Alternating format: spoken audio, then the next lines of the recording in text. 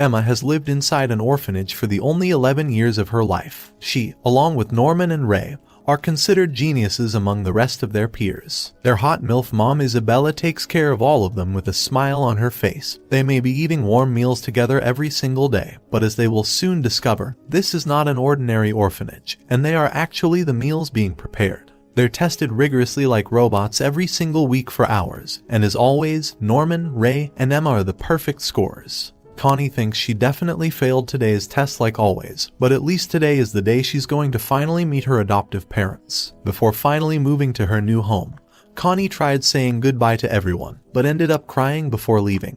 Isabella walked her to her new home and whistled the same melody she always did. After her mother left, Emma wanted to clean the mess, but saw Connie had forgotten her precious bunny here, so she began rushing to figure out what to do. Ray told her that she can still make it if she ran, so Norman tagged along to support her through the dark. They make it to the mysterious gate they've seen throughout their life and walk inside until they approach a truck. Emma tries to look around for Connie and eventually decides to check the rear of the truck. However, what she sees shocks every inch inside of her, and Norman comes to take a look. He musters the courage, and when he peeks, his mind breaks. The sight of Connie, a person they once called family, destroys them. They hear an old man's voice and run behind the truck to hide, sneaking underneath to take cover. They continue talking, and Emma gets a peek, seeing demonic-looking creatures walking around. Norman and Emma do everything in their power to stay quiet, but the demons pick up Connie and stick her inside a cryogenic canister, calling her valuable merchandise. She's high-quality human meat, made exclusively for the rich. Lately, the devils have been getting low-quality 6-year-olds, but they'll soon be getting the perfect scorers, and ask Isabella if they're ready for shipment. Isabella tells them they'll be ready soon, but one of the demons notices something is off, and looks underneath the truck. However, Emma and Norman have managed to run away at the last possible moments, and Emma wonders if they've lived their entire life just to be thrown away like food. The demons hand the mother the toy, and Ray asks them how their trip went. Norman claims they couldn't make it, and they head off to their room. Inside, Norman tells Emma to escape with him, but Emma can't do such a thing. The other kids here are her family, and she doesn't want any of them to die. Norman understands how painful it might be, and tries to comfort her. 無理じゃない。大丈夫。逃げよう。みんなで一緒に。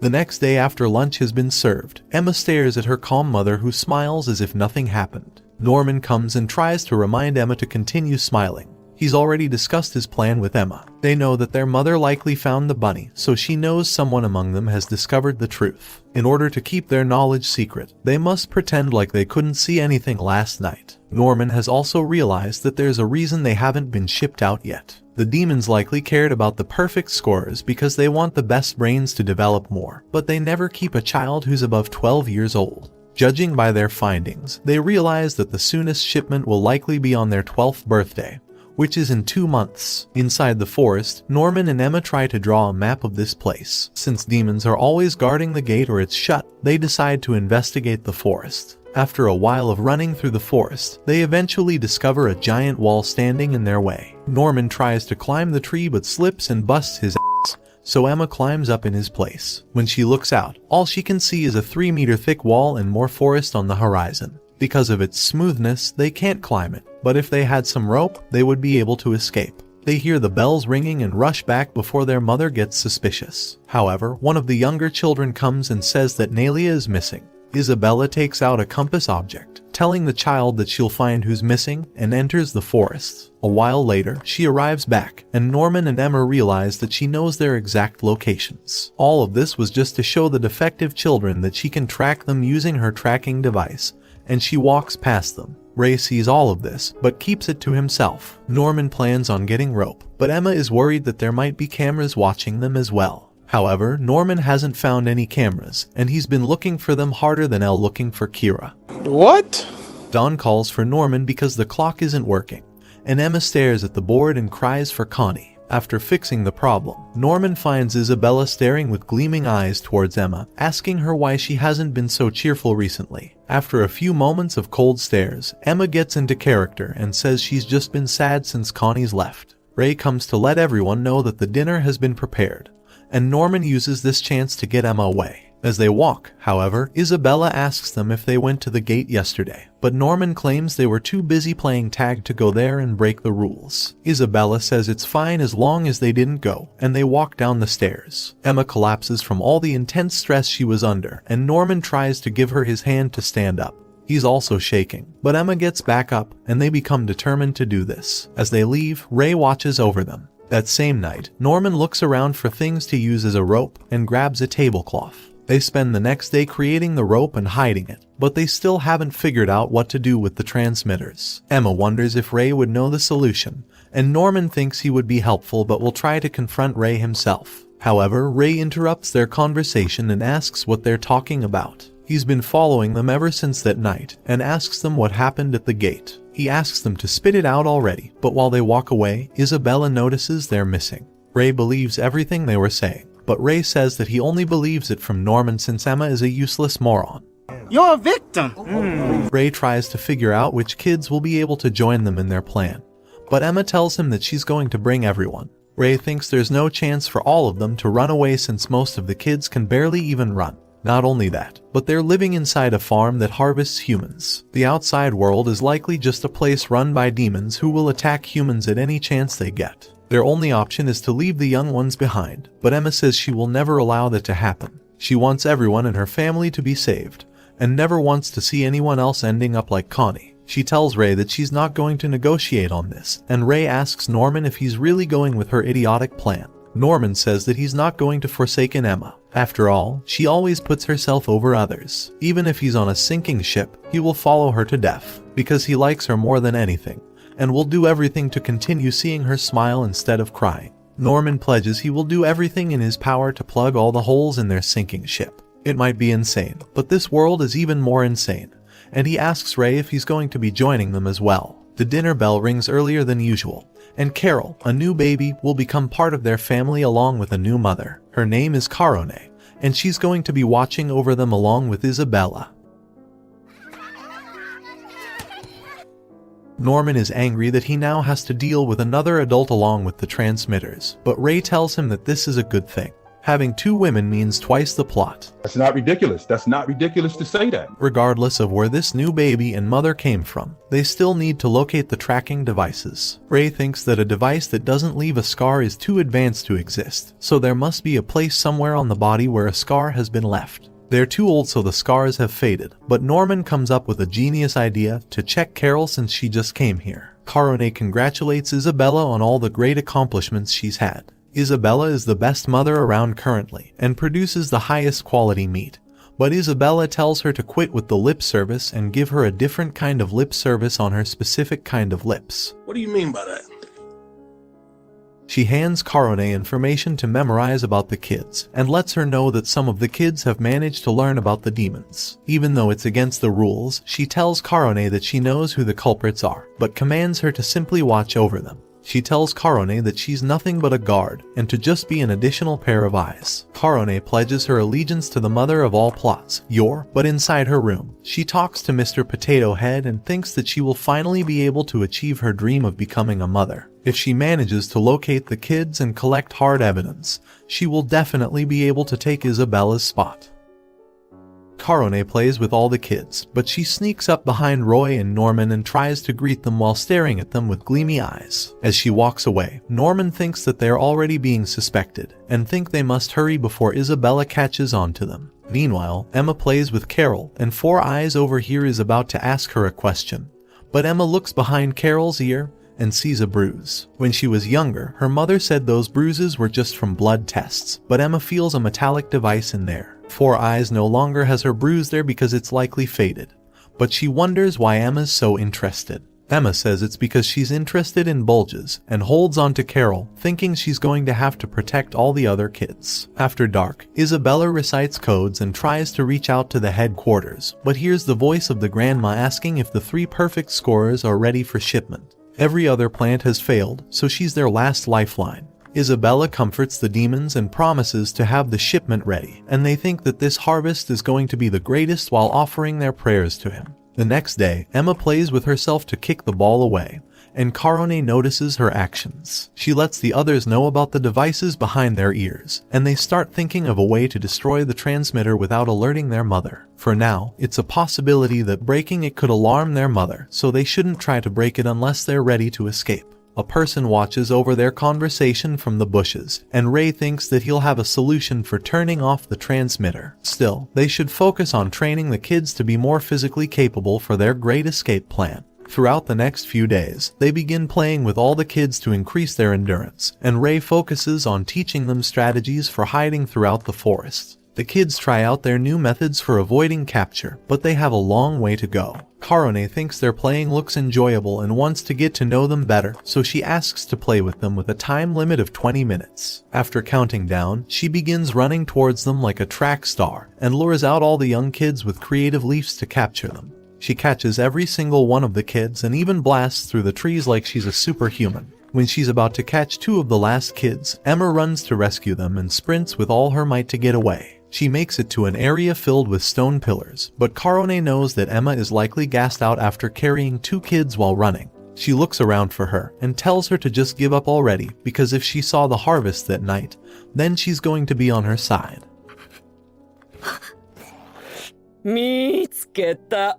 With just a few minutes left on the clock, Norman and Ray run away from her and split off to create distance. She tries to reach for Norman, but his superior parkour abilities allow him to dodge her in the field and even vanish before her eyes, shocking her with his abilities. Ray lets her know that the time is up, and she feels defeated by their physical prowess. There's one person she can use, however, and she smiles to herself. A few weeks have passed since that day, and they've realized that Karone hasn't done anything. Norman thinks that there's likely a spy amongst the kids keeping tabs on them, and Ray agrees someone is definitely a traitor. Lunch is ready and Emma stares at everyone entering. The family she once thought was living in peace is all a source of suspicion. After a few days, Isabella meets with Karone and tells her she's noticed how she's been testing their physical strength, but tells her that she's not worried. To her, Karone is nothing more than just an insurance policy, so she should just be a good obedient girl and act as her pawn. If she continues being a good girl, then Isabella promises that she'll see to it that she becomes a mother. Karone leaves the room in defeat and picks up her doll and rips it apart. Her anger grows as she stomps on the doll, promising that she will bring Isabella's downfall and become the mother herself. The kids continue training and create tag teams to make their escape plans stronger. Afterward, Norman asks Ray how long until he's created his transmission hacking device. Ray thinks it will be ready in 10 days, so Norman says they will make their escape then. It shocks both of them that it's going to be so rushed, but Norman believes they need to escape before winter to make sure they survive the outside world. In order to support their plans and discover which kid is spying on them, they plan on meeting with Dawn and Gilda, whom they suspect the most. Inside the old library, Emma tells them that their family is being sold off to bad people, but while Dawn thinks that she's just joking, Gilda believes everything they've been telling her and tells Dawn to believe them. Norman and Emma hide the truth about the demons, saying that the kids were just sent to horrible families. After they left, Ray gets angry with him for hiding the truth since they won't know who the spy is. However, Norman has prepared a trap, saying he told Dawn rope will be under Norman's bed, while Gilda will have her rope hidden inside the bathroom. Depending on where the rope goes missing, they will discover who the actual spy is. While everyone slept that night, Gilda woke up and left the room. But Emma noticed, underneath Isabella's doorstep, a piece of paper was left, saying the rope is underneath Norman's bed. The door opens in front of Gilda, and Karone welcomes her inside. Emma tries to eavesdrop, but Gilda tells her that she doesn't have anything on her mind and thanks her for being so caring. As she's about to leave, Karone reveals that she knows Emma told her everything, terrifying Gilda. She promises to protect Gilda as she snitches, but Gilda pushes her away because she doesn't want to get stitches. Karone whispers in her ear, saying that if she ever seeks protection, she knows where to come. Afterward, Gilda tried to sneak back inside, and Emma is glad to see her. She cries and hugs Emma, but Karone's anger grows because she wants to find someone who will supply her with information. The following morning, Norman asks Ray why he thinks someone would offer to sell out his own comrades, and Ray reveals that it could be to avoid being shipped and eaten by the demons. His words continue puzzling Norman throughout the entire day, and he asks what Emma would do if she discovered someone had been selling them out this entire time. Emma says she would try to rescue them because they're all family after all, and her purity brings a smile to Norman's face. He goes with Ray to check above the bathroom, finding that the rope is still there. They then head to his bed, but there's no rope there, and Ray thinks it's a shame that Dawn has been selling them out. 内通者は君だったんだね、レイ。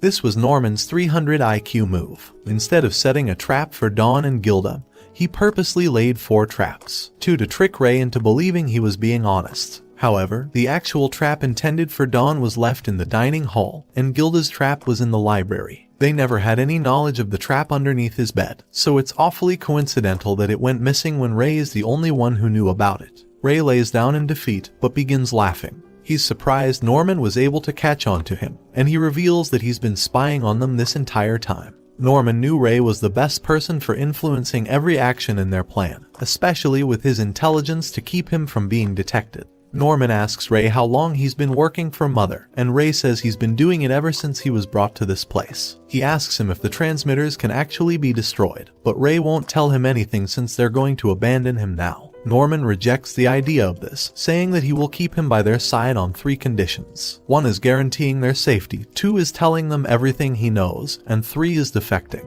Norman wants him to turn sides and become a double agent. Ray wonders why Norman is so adamant on remaining friends with him, and Norman says that Emma's words inspired him to continue being a family. Still, he's puzzled why Ray hid the bunny so they could find out about the demons, and why he's been constantly supplying them with information rather than just hindering them. He wonders if Ray is truly their enemy, and Ray says that he volunteered to be a spy out of his own will. It was all to lay groundwork for his great escape plan. He went out of his way to make an offer with his mother. If she was to benefit from his work, he requests that she delays his shipment until he was 12 and buy him all sorts of items from outside the farm. This entire time, he's been using those items to create an object that neutralizes the transmitter. So in this overall game, he's the biggest trump card to overthrowing their mom. All of this info will be their way of escaping, and even sending them to the gate that day to see Connie was just to save them. He has only one condition to supplying Norman with all the information and lying to Mother, and that condition would be to pretend like he's going to save everyone for Emma. But when the time comes, he wants him to abandon all the others. Regardless of all the younger kids' improvement, Ray sees them as deadweight. If he doesn't accept his condition, then he's better off just dying here. Norman reluctantly agrees, but thinks that this is a miserable situation. Ray walks off confidently and Norman struggles to think of something. Everything has just went perfectly for Ray, but while Norman keeps thinking, his mind finally realizes something and he laughs it off, and Norman realizes that he messed up. At night, he sneaks into the room to meet with Isabella as planned, but makes up lies to keep her distracted, saying that Carone's been making selfish moves against her. She tells him that Carone is just a last resort insurance since he was a useless watchdog that didn't stop Norman and Emma from seeing the demons. Ray claims he sold off his best friends ever since and is constantly spying on Carone, so she better pay up. Isabella honors their deal and says she'll give him whatever he wants.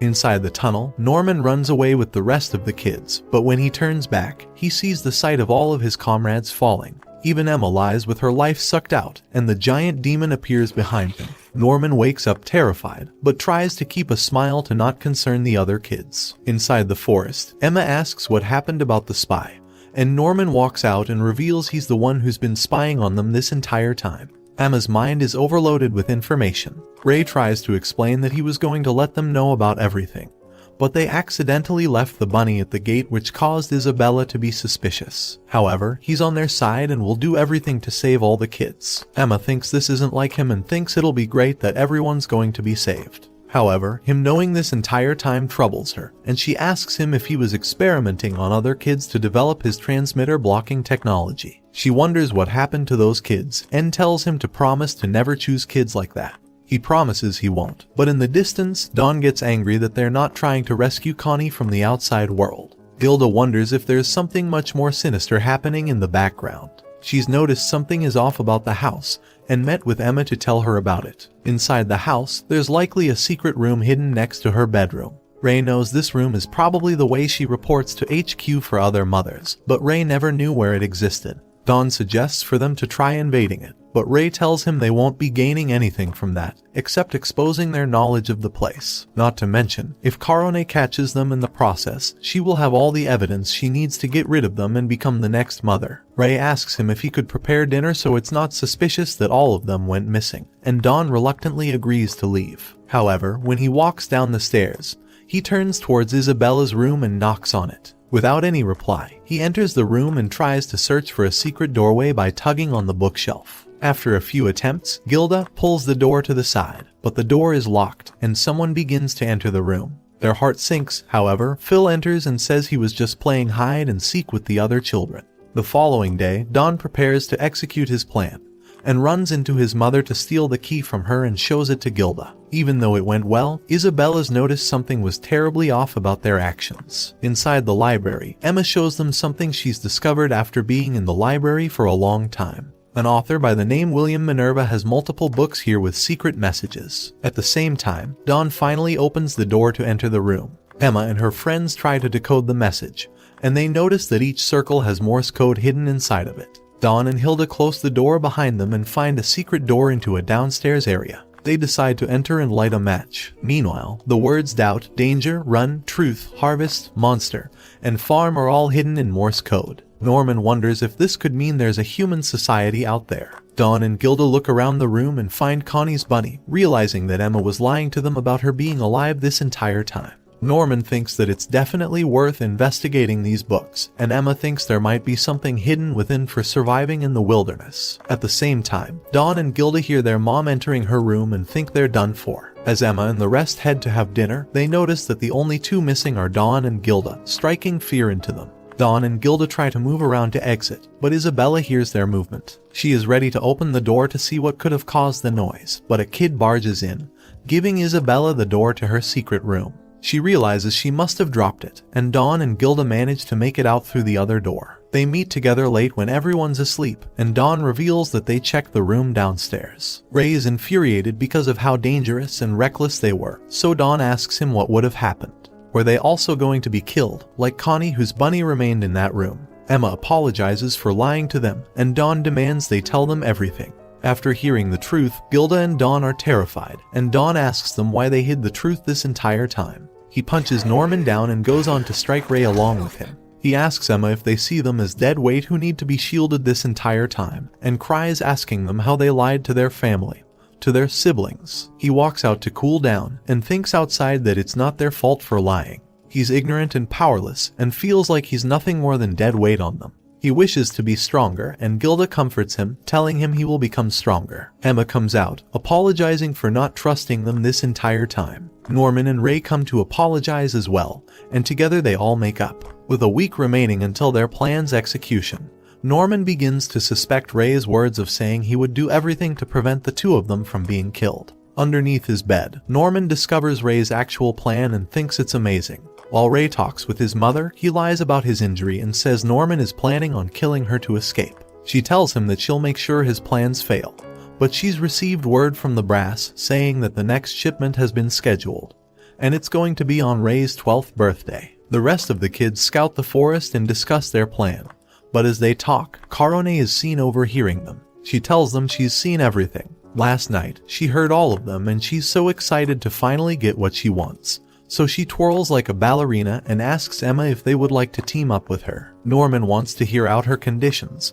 and Karone reveals she wants to team up with them so she can take Isabella's position as mother. She wants to escape her own situation, and reveals the number tattooed to her. She lets them know that she was also a girl raised in one of these farms, and that certain girls at the age of 12 get to choose to either die or become a mother. As long as they're nearly perfect scores and have a recommendation from a mother, they'll be able to have that choice. However, they'll never be able to leave the grounds, and she shows them the chip planted inside of her. If she were to ever leave the farm, the chip would discharge electricity to stop her heart. Additionally, if she were to ever die, an alarm would let the demons know, so killing Isabella wouldn't be an option. The only thing Karone wants right now is a peaceful life as a mother, so by escaping, she would be able to eliminate Isabella and secure her position. This is why she wants to cooperate with them, and offers her hand to Norman. However, Emma wants to confirm how she would guarantee their safety. Karone says Ray would expose her plan to Isabella instantly if she were to betray them, so she promises to keep this deal secret.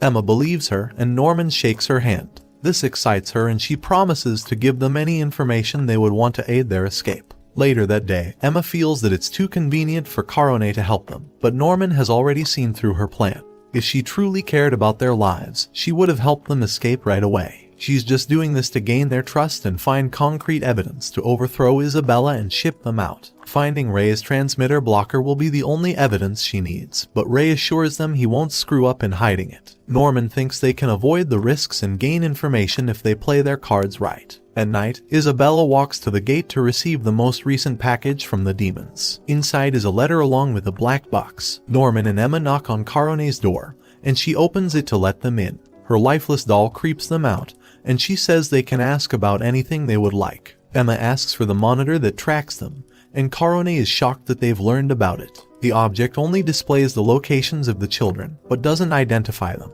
They ask her about where the trackers are located. She reveals it's in the ears, and they pretend to be shocked. However, she doesn't know how to destroy the trackers, so cutting the ears off would be the only way of getting rid of it. She goes on to reveal that there's 5 other plants like this one, and the outside world is inhabited by humans who treat the demons as equals. Norman asks how the security is, and she tells them that it's extremely relaxed because they rely on the wall and the transmitters to keep the kids trapped. Norman and Emma thank her for the information and begin leaving, but Karone starts laughing out loud hysterically, because while talking to them, she's discovered they've known about the location of the transmitter and how to destroy it. After all, they had absolutely no reactions to learning about the transmitter. They didn't even try to feel them behind their ears. She wonders what secrets they're trying to hide and asks them if they've heard of him. She says she'll tell them about him next time if they come back. Ray plays with his new camera while Isabella stares sadly at him. He takes a photo with his Polaroid and asks her if she could discuss their plan after lunch.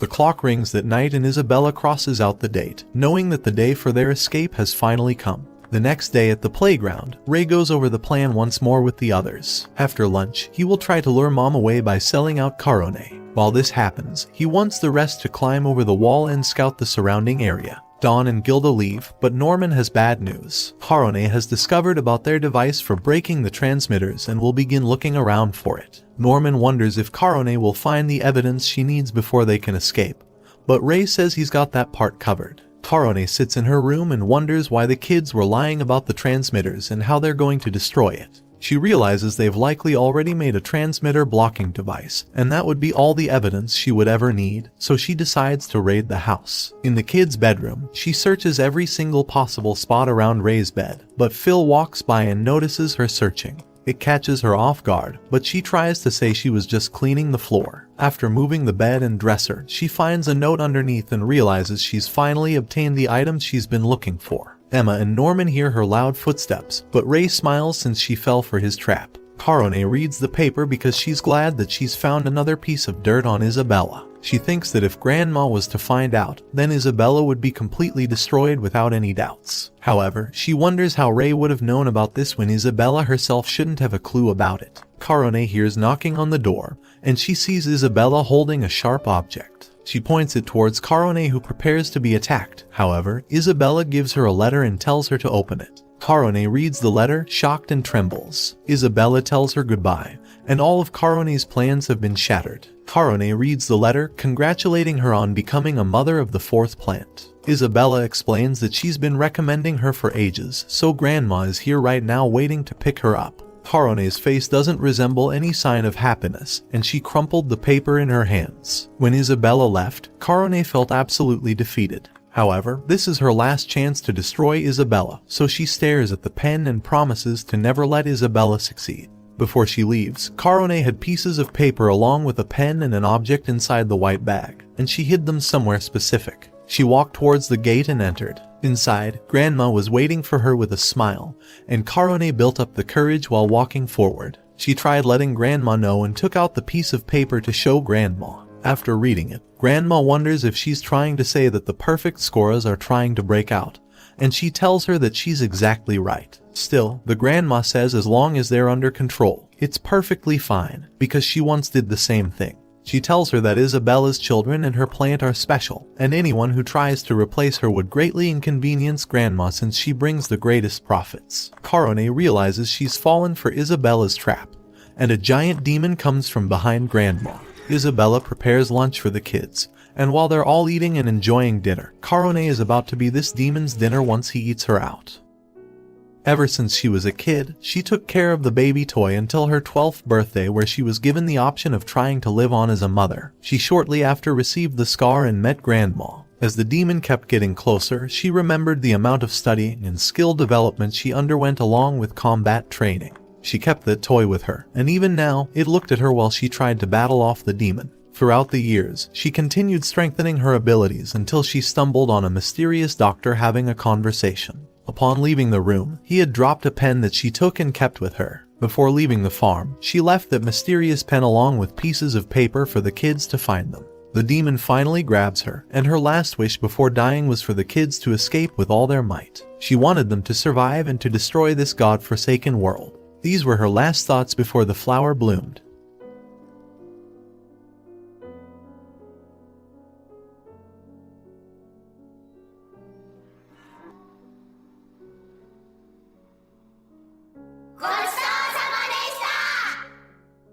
Later that day, Ray meets with Isabella to fulfill his plan of distracting her. At the same time, Norman and Emma run to scout the walls. While they walk, Isabella tells him that she got rid of Sister Carone, and Ray runs away in fear. He opens her door to see that she's gone from the room. She tells him that she got rid of her since she was no longer of use, and the same will go for him now. He's always been her useful lapdog, and she kept him around, even though she knew he was a lying double agent. She didn't want to let him go until the last moment, but things have changed, so she will monitor his friends personally. He tries hugging her to stop her, but she nudges him away and locks him inside the room. While staring at the compass, she knows that Emma and Norman are likely the ones who are running. Dawn and Gilda get worried that they haven't seen Ray's signal, but Isabella comes out and smiles at them while walking towards Emma and Norman. Dawn runs inside to try and rescue Ray. He hears Ray bashing against the door, so Dawn runs with full force towards the door and breaks it down.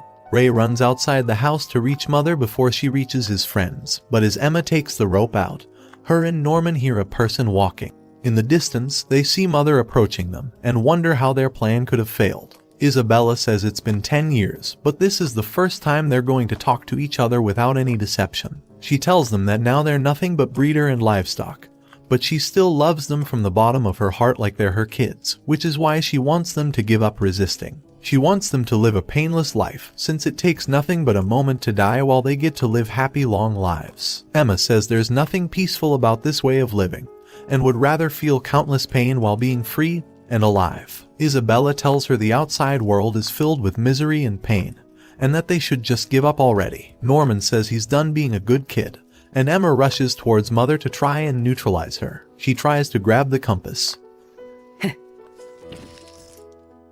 In an instant, Isabella broke her leg cleanly, and Ray along with the others arrive. She tells Norman he did well to realize he should just give up. They're her precious top-quality food, and she will make sure to raise them to be the best livestock until the very end. Isabella comes back, and Phil along with a few others notices that something is off with the way Emma broke her leg. But this isn't the worst part yet. When Emma broke her leg, Isabella told her that she will heal in a month or two since it was cleanly broken. This way, she can focus on celebrating tomorrow, because it will be Norman's final day with them before being shipped out. Norman realizes he's going to meet his doom, and that it's over for him. Back at home, Norman watches over Emma to make sure she's okay. She reaches for his hands and begins crying. Norman tells her that the plan isn't over yet, but she tells him to shut up because he's being shipped out tomorrow. His face is nothing but a warm smile, and he leaves to get some water, but at the fountain, he struggles to even twist the faucet, and the cup falls straight out of his hand. His mind is in complete disarray. Ray shouts in anger because he wants to find a way to save Norman. He tells Dawn and Gilda to get everything ready so they can escape tonight. Ray enters Emma's room, and he tells her they're going to save Norman tonight. Norman musters the courage to get back up again and walks back to the room. Before entering, he makes sure to put a smile on his face to ease things for Emma. However, Ray is sitting there and they tell Norman to run away alone tonight. He apologizes because he won't, but they yell at him to do so. They want him to disable his transmitter and hide in the forest or somewhere nearby until the rest escape. Even if it may alarm the demons, Ray knows that they wouldn't increase security. Their two rules are to make sure livestock is raised in a safe environment without finding out the truth, to make sure their brains develop properly. Norman thinks of a million things going wrong, but Ray knows more ways of solving all those issues and wants Norman to do anything to survive. Norman, however, refuses to do any of this because they might replace his shipment with Emma or someone else. He will not allow anyone else to die in his place, but Emma suggests that Ray can just break his leg too. If someone is hurt, they would no longer be top quality meat. Ray thinks she's a genius for her idea, and goes on to say that they could even catch a sickness to make sure they're absolutely not being shipped. They'll do whatever it takes to save Norman, and she tells him that they're family, so she will do everything to continue living together with him. Norman cries and agrees to go along with their plan. Ray hands him the transmitter blocking device and tells him to scout the wall before hiding tomorrow. This was the item Ray spent 6 years trying to create from various items, and he's done all of this since the day he discovered the truth about their situation. Norman asks him how he was able to discover the truth, so Ray finally reveals it.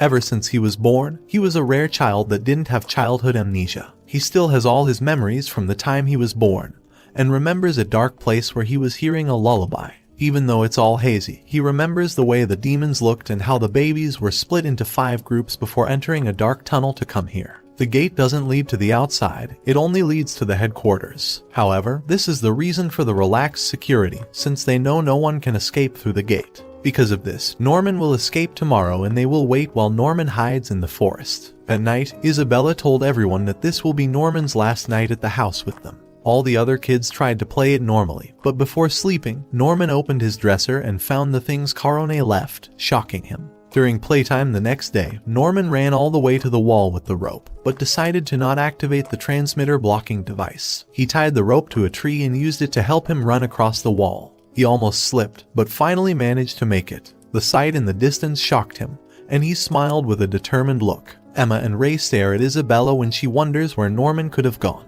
They're glad that she'll finally see that Norman escaped, but to everyone's surprise, she smiles and welcomes him back. All of them are shocked, and Norman's face is filled with defeat. Ray yells at him for not escaping, but Norman tells him he's not going to escape. He walks off and tells Ray to listen. 崖だった。崖だ。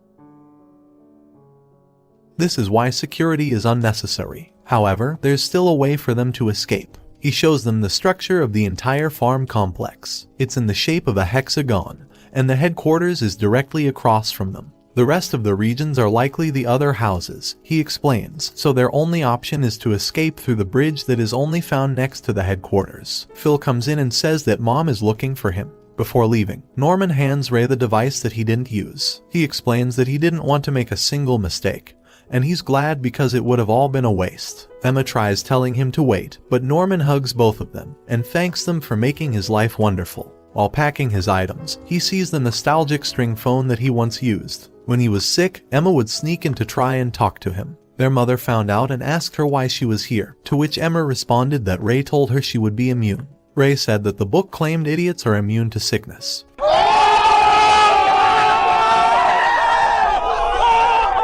Norman would hear everyone's plan, but Emma sneaked back in to talk to him. She handed him the cup phone Ray created, but Isabella pulled her out. From the other side, Emma talked and Norman heard her. This brought all of them joy, and now these are memories that Norman treasures. Before leaving for the final time, Emma couldn't bear the sight of her lifelong friend passing away. So before he turned to leave, she ran and threw away her clutches, trying to grab onto Norman. In an instant, she attempted to neutralize his transmitter so he could escape, but Norman threw her off of him and called her an idiot. She yells that she's not going to let him go and will not respect his wish. Norman's emotions overtake him, and he realizes that she's foolish and naive. But this is why he loves her. As he's about to grab her face, Isabella tells him it's time to go. He gets up, and Isabella warns Emma by saying she will end her if she tries something like that again. Norman finally exits, but while walking, he asks Isabella if she's truly happy. Hearing this question shocks her, and she tells him that she's very happy after getting to meet him. The doors to the gate opens, and Norman finally understands his fate. He walks towards the truck, prepared to meet his doom. However, Isabella says that they're going to be waiting here for a while, and Norman sees something that completely surprises him. The next day, Emma looks all around the house, but just keeps seeing signs of Norman missing. She's completely broken by this, but the kids notice that Ray has also been crushed since Norman's left. Dawn and Gilda try to meet with them that night, but Ray has completely given up. He no longer cares about running away. He apologizes to Emma and the rest. In her room, Emma bursts into tears but sees Isabella staring over her. She hugs her to try and ease her pain, but says that if she wishes for it, she can recommend her to become a mother. She holds her face, telling her that she can't do anything else but watch this miserable cycle continue happening. If she were to become a mother, however, she can live a peaceful life. Emma rejects this idea, so Isabella gets up and tells her to suffer until the very end just like she currently is. Days pass and Emma continues sinking deeper into depression. But she's not alone, as Ray is completely destroyed. Isabella continues watching over them and smiles. Before they knew it, a whole month and a half had passed, and Ray's birthday is tomorrow. Inside the dining hall, Ray sings a lullaby and Emma asks him what he's doing right now. Ray says he's been chanting his goodbyes to this house since tomorrow is his birthday. Emma walks towards Ray, and he asks her if she's really thrown it all away. He knows that she hasn't given up in the least, and Emma smiles towards him. To honor Norman's sacrifice, she would never give up. They hadn't talked these 2 months and pretended to be depressed this entire time to throw suspicion off of them. Their mother had been eyeing them like a hawk, so Emma tried to make her blind to everyone else. Dawn and Gilda have been taking care of all the equipment and gear preparation. She's even developed a plan for escape, and Ray says they will be escaping tonight using her plan. Before escaping, they must clear 2 hurdles. First is Mom's surveillance, so they must distract her at night and get her away from the kids. Second is the chasm beyond the wall. The bridge is a no-go since guards will be bound to be there upon hearing of an escape. So Ray has prepared the only possible solution, and shows her the countless oil canisters he's managed to garner. This will distract Isabella, and he's additionally hidden 10 Molotovs in the hospital to set the other farms on fire. Still, he's worried about her leg, but Emma reveals that her leg is completely fine. Emma wonders why a fire would distract Mother from chasing after them instead, but Ray reveals he's already thought of that. He takes an oil canister and splashes himself. This is his greatest idea, because if he's put on fire, there's no way she would abandon a perfect scorer like him. This entire time, he's dedicated his life to destroying all of the demon's hopes and dreams. He's studied and worked hard to become the most valuable until this moment. They will not be getting to taste him, not over his dead body. Literally, this is his form of atonement too, as he'd let countless kids die without saving them. He doesn't want Emma to let their deaths be in vain, and throws a book to her. The clock strikes midnight and his birthday has finally arrived. Without second thought, he lights the match, and thanks Emma for the great life he's lived with her. Bye bye, Emma. Isabella hums the same tune she always does, but hears screaming that makes her begin running. Inside the dining hall, she smells something awful and opens the door to see fire. Emma is on her knees and crying for Ray. Isabella takes out her pocket watch and sees that Ray's tracker is still right there, so she wonders if he lit himself on fire. Gilda helps all the kids escape. Isabella handles the fire hydrant and wants to at least rescue the brain. The fire hydrant runs out and Isabella screams at Emma to run outside. However, she sees that she's already left, and goes on to look for her tracker, but the tracker leads her to an empty bathroom. Emma's position hasn't changed, and she pushes the bucket to see that her ear is the only thing that remains. Isabella realizes she's been trapped, and wonders if the kids had their shoes on. Emma sprints all out towards the wall and catches up with the rest. But the best part of all, Ray is still among them. When the clock struck midnight, Emma had run and jumped to catch the flame before it lit the fire. The other kids knock on the door and hand her the items she's prepared for the escape. Emma slaps Ray to knock some sense into him, and the kids have prepared the trap. They've filled it with fake hair and meat to create a real stench of a burning body. The only thing remaining is the transmitter. Ray is still hesitant, but she tells him that he can die somewhere else, and goes on to say those were Norman's last words. He had discovered that Ray planned to sacrifice himself as his master plan when he searched underneath his bed. In his letter, he had given her his last steps to take, along with a gift from Sister Carone. So this entire time, Emma's been following his plan after receiving his letter. This is how she lit the fire to deceive her mother. Isabella rushes to try and head downstairs, but notices that her door's lock is jammed. Ray asks Dawn how all the kids found out about the secret, and Dawn tells him they tricked Sister Carone into revealing the truth. That day, Emma had told Norman that he should let everyone know about the monsters to make sure they're on board with the escape plan. And since Isabella's only keeping her eyes on them, it would completely surprise her if all the kids were on board. So when they met with Sister Karone, the other kids eavesdropped, and the rest were slowly brought along under Emma's orders for the next 2 months. This is how they prepared all the necessary equipment and training to climb over the wall. When Emma finally arrived, she saw Norman's ghost pushing her to keep moving forward. While everyone leaves, Ray notices something is off about the count. Back at the house, Isabella has managed to get the box out and announce to headquarters that a fire has taken place. まだ生きてる。エマもレイも、私の可愛い子供たち。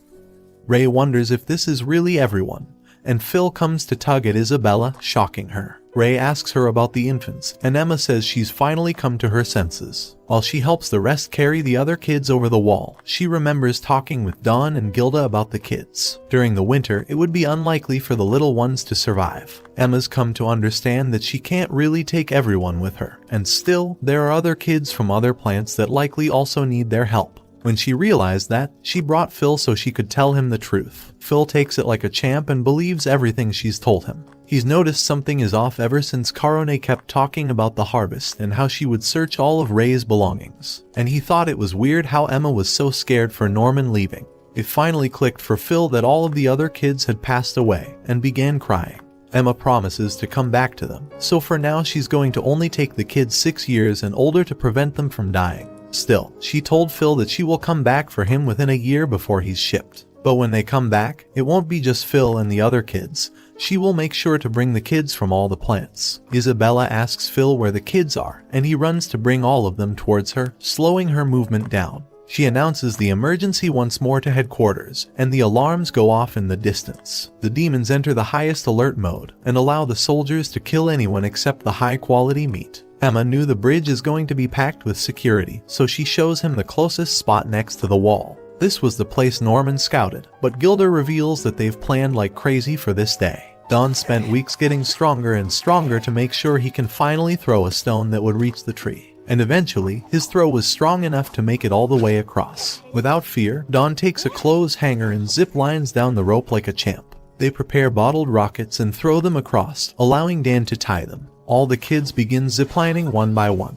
just like all the days they'd trained. Ray wonders how they've prepared for all of this, and sees Norman's ghost next to him saying he told him so. He tells him to look because he also hesitated, but thanks to Emma, he saw the light that would make him believe it's possible. She's the unwavering light in his heart, and he tells Ray that she can give him the courage to never give up. Isabella receives news that the kids haven't reached the bridge yet, and knows the only place they could have possibly gone. A girl is nervous about crossing the chasm, and 2 of the little boys also get afraid. Isabella rushes to try and reach her, so Ray grabs the girl and tells Emma to tie her to him. He then tells the little boys to quit acting like girls and to man up already. Ray zip lines across, and Isabella makes it to the wall. She remembers being young and using the rope to jump across. The other 2 kids make it across, and finally it's Emma's turn. Before she leaves, however, she sees Isabella's face looking at her. They keep staring at one another, and with a cold glance, she says goodbye to the house they used to call home.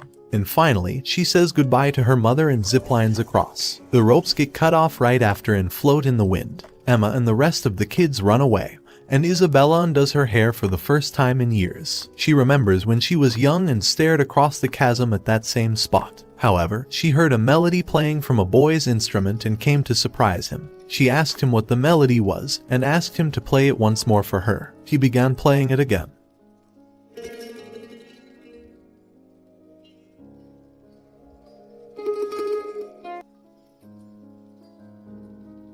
She remembered the day when he was being shipped off by the now grandma. Isabella had cried, but he smiled at her, walking off to never be seen again.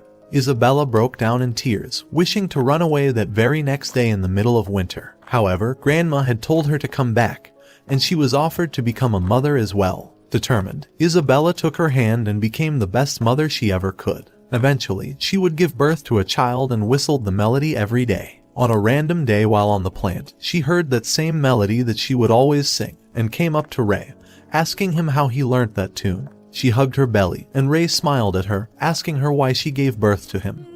それはね、レイ。生き延びるためよ。誰よりも長く。Isabella admits that she's finally been defeated, and pulls the rope back. She smiles and wishes for her children to have a safe journey. She hopes that a ray of hope shines in their path, and she comes back to Phil, telling him that they made it out safely. She spent that entire night comforting the rest of the children. Emma and Ray ran, and she was glad to finally make it out, thanking Norman. This was their first step, and a new day awaited them, a new dawn.